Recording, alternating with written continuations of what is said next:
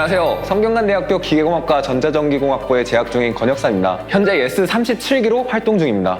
안녕하세요. 저는 이화여자대학교 컴퓨터공학과 21학번으로 재학 중인 김민영입니다. 저는 작년 9월에 37기로 입회하여 활동하고 있습니다. 반갑습니다. 네, 반갑습니다.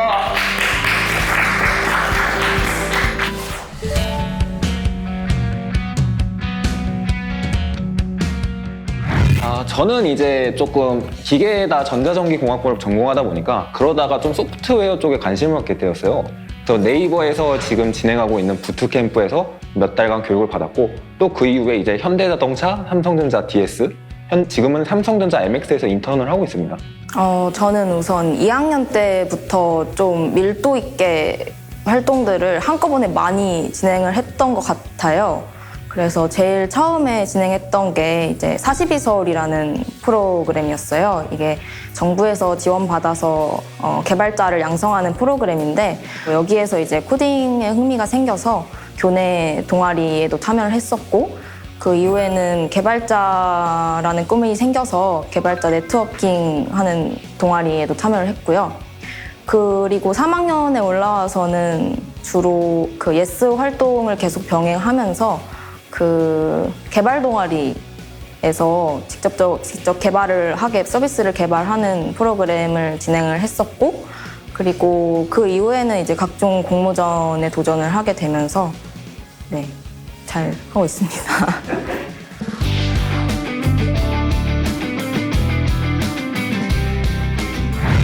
저는 이제 조금 네이버에서 진행하는 부트캠프를 하다 보니까 이제 학교에서 배우는 거하고 실무에서 하는 거하고 좀 괴리가 많이 느껴졌어요. 이런 실무 경험을 쌓는 게 오히려 취업 부분에선 더 도움이 되지 않을까 이런 생각을 갖고 그때부터 대외 활동을 더 쌓아나가게 됐던 것 같습니다. 처음에는 저도 이제 네이버 부트캠프를 처음 했을 때 전자과에서 이제 또 소프트웨어로 처음 하다 보니까 좀 많이 고민되는 부분이 있었어요. 이게 내 길이 진짜 맞나? 저는 사실 이제 전자과에 좀 도움되는 역할을 하기 위해서 이제 소프트웨어를 공부했던 부분이 있었거든요.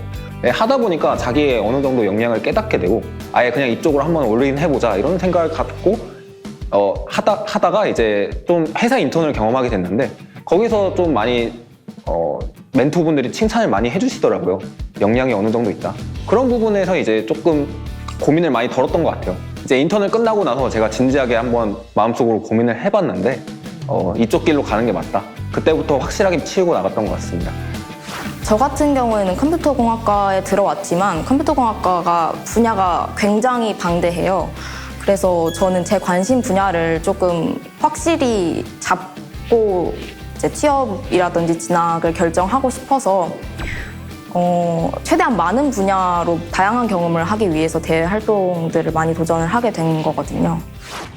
처음에 이제 그러면은 대외 활동을 아무것도 해본 경험이 없는 분들은 이제 처음 대외 활동을 어떻게 시작하는지가 가장 궁금하실 것 같은데 대외 활동 경험이 없는 경우라면 두 가지 정도의 방법이 있을 것 같은데 첫 번째로는 별다른 기준과 어떤 스펙이 필요 없는 진입장벽이 낮은 대외 활동을 먼저 선택을 해서 그 대외 활동에서 자신의 역량을 잘 보여준 후에 그 대외 활동 경험을 기반으로 다른 더 하고 싶은 활동들을 지원하는 방법이 있을 것 같고 두 번째로는 이제 사실 그 스펙이란 것이 대외 활동이나 어떤 경험을 통해서만 쌓을 수 있는 것이 아니고 자신이 혼자서 주도적으로 어떤 자신의 관심 분야에 대해서 열정적으로 공부해본 경험 자체가 저는 스펙이라고 생각을 하거든요. 그래서 그런 경험을 잘 자기소개서나 면접에서 잘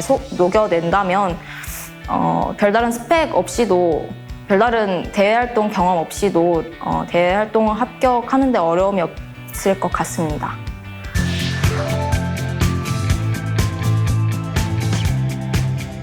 저희 학교 기준입니다. 이제 비대면으로 들을 수 있는 게 있어서 그 정도로 이제 학점 몇 개 채우고 또 학교에서 인턴을 나가게 되면은 학점 몇 개를 더 줘요. 몇 학점을 더 받을 수 있어요. 그런 식으로 조금씩 채워나가면 4학년 안에 인턴을 하면서 마무리 지을 수 있다고 저는 생각을 해요. 말씀하신 부분에 대해서 굉장히 힘들었어요. 그게 전 작년 2학년 2학기 때는 이제 심지어 5개 그 18학점 전공을 들으면서 5개 대외 활동을 한 번에 동시에 진행을 했었거든요. 그러다 보니까 이제 학점도 챙겨야 되고 뭐 팀플도 해야 되고 대외 활동 그런 거 다 나가가지고 막 활동도 해야 되고 하니까 굉장히 힘들었고 이제 막 번아웃도 오고 막 그랬는데 그 과정에서 얻을 수 있었던 건 시간은 어떻게든 쪼개면 있더라고요. 그래서 이제 시간 관리하는 방법을 조금 터득을 한 것 같아요. 그래서 지금도 사실 방학이지만 학기 전보다 더 바쁘게 살고 있는데 그런 과정에서 시간 관리를 어떻게 하면은 내가 덜 스트레스를 받고 모든 걸 다 잡으면서 챙겨가면서 할 수 있는지를 스스로 좀 고민하고 연구하는 시간이 많이 있었던 것 같아요.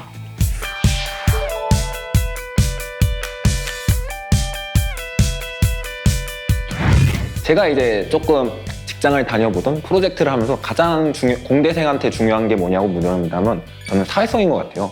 요즘에 이제 공학적 문제들은 여러 사람들이 뭉쳐서 이제 하나의 결론을 도출해내고 해결해 가는 방식으로 가고 있는데 그걸 실현하려면 결국 이제 각자의 협업이 필요하기 때문에 여러 대외 활동을 거치면서 이제 사회성을 함양하는 게 이제 좀 대외 활동에 좀 많은 도움이 되거든요. 대학생 때 이런 생각을 갖기가 많이 힘들다고 저는 생각을 해요. 결국에는 이제 직장을 다니다 보면 이게 얻을 수 있거든요. 사회성이 중요하다는 걸. 결국에는 뭐 학점이 막 0.5 높다고 이런 큰 차이보다 결국에는 사회성이 얼마나 좋냐 이런 게 좀 많이 가릴 거라고 생각을 해요. 면접 그런 가서도. 정말 다양한 공학 분야의 전문가를 꿈꾸고 있는 친구들이 많이 생긴 게 가장 좋은 것 같아요. 이런 많은 활동을 하면서.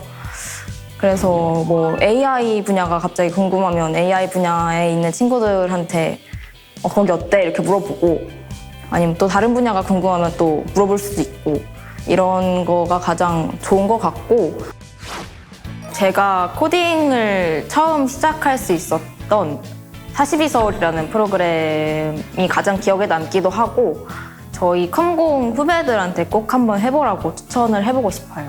정말 다양한 분야, 공학 분야 말고도 경영학이라든지 그 외의 다양한 전공을 가진 사람들 또는 이제 회사를 다니다가 온 사람들도 많고요. 굉장히 다양한 분야의 사람들과 함께 아무것도 생각하지 않고 한 달 동안 코딩만 해서 이제 그 결과 얼마나 많이 성장했는지 그리고 코딩 실력을 얼마나 향상시켰는지에 따라서 거기서 이제 그 본과정 교육생을 선발을 해서 이제 2년 동안 교육을 시켜주는 프로그램이거든요. 저는 거기서 코딩을 처음 시작했는데 거기서 이제 코딩에 대한 흥미를 가질 수 있었고 제 진로에 대해서 깊이 생각해 볼 수 있는 시간을 많이 가질 수 있었기 때문에 추천을 드리고 싶습니다. 그리고 추가적으로 한 달에 100만 원씩 줘요. 나라에서 줘요.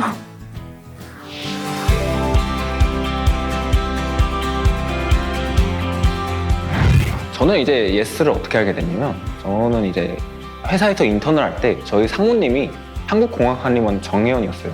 한국공학한림원이 솔직히 대학생들은 잘 모르거든요. 뭐 하는 단체인지도 모르고 그래서 이제 파트원들한테 여기 뭐 하는 단체냐 어떤 분이시길래 한국공학한림원 정혜원이냐고 물어봤는데 공학인들이라면 모두가 꿈꾸는 그런 회원 자격을 이제 상무님이 갖춘 거라고 다들 저한테 말씀하시더라고요.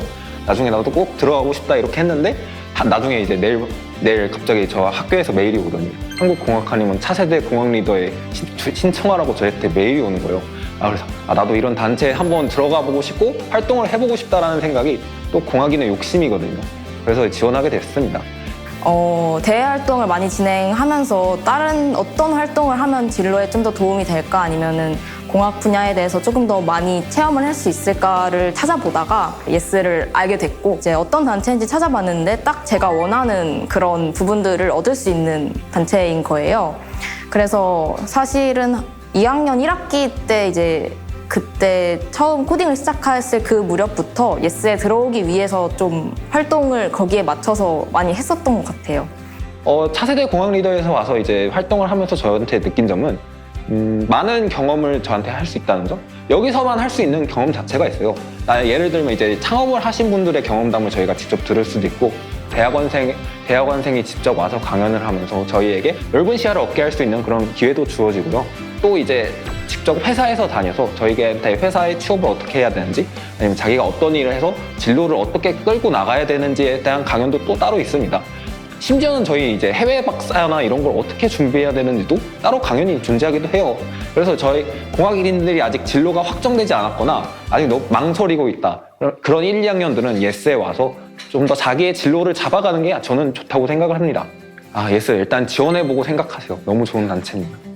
예스에 들어오고 싶은 분들한테 말씀을 드리자면 제가 생각했던 부분과 정확히 일치하는 그런 많은 부분들을 얻을 수 있었고, 그리고 컴퓨터공학과 좀 대형과다 보니까 이 안에서만 활동을 진행하다 보면 사실 한정된 시야를 가질 수밖에 없어요. 근데 예스에 들어오게 된다면 이제 정말 뭐 화학공학과 친구들 저 처음 만들어 봤고요.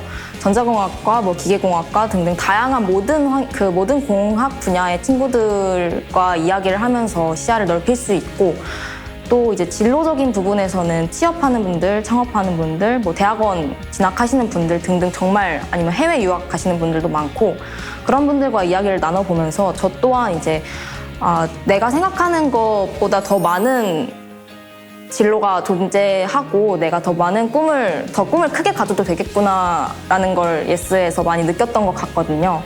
그래서 넓은 시야를 가지고 싶은 분들, 그리고 이제 공학적으로 좀 더 많은 경험을 하고 싶은 분들이 꼭 들어오셔서 함께 활동할 수 있었으면 좋겠습니다.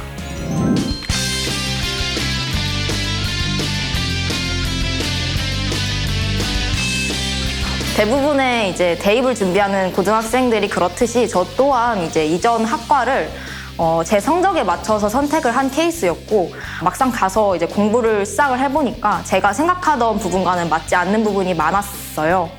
그래서 이제 우연히 듣게 된 이제 코딩 수업을 우연히 듣게 됐는데, 이 작은 수업에서 되게 큰 재미를 느껴서 결국에 이제 학과를 변경하기로 마음을 먹었고, 그렇게 해서 컴퓨터공학과에 오게 되었어요. 근데 이제 컴퓨터공학과의 많은 분야 중에 저에게 맞는 분야를 찾기 위해서 많은 대외 활동을 진행하였고, 그래서 다양한 진로를 체험해 볼 수 있었던 것 같습니다.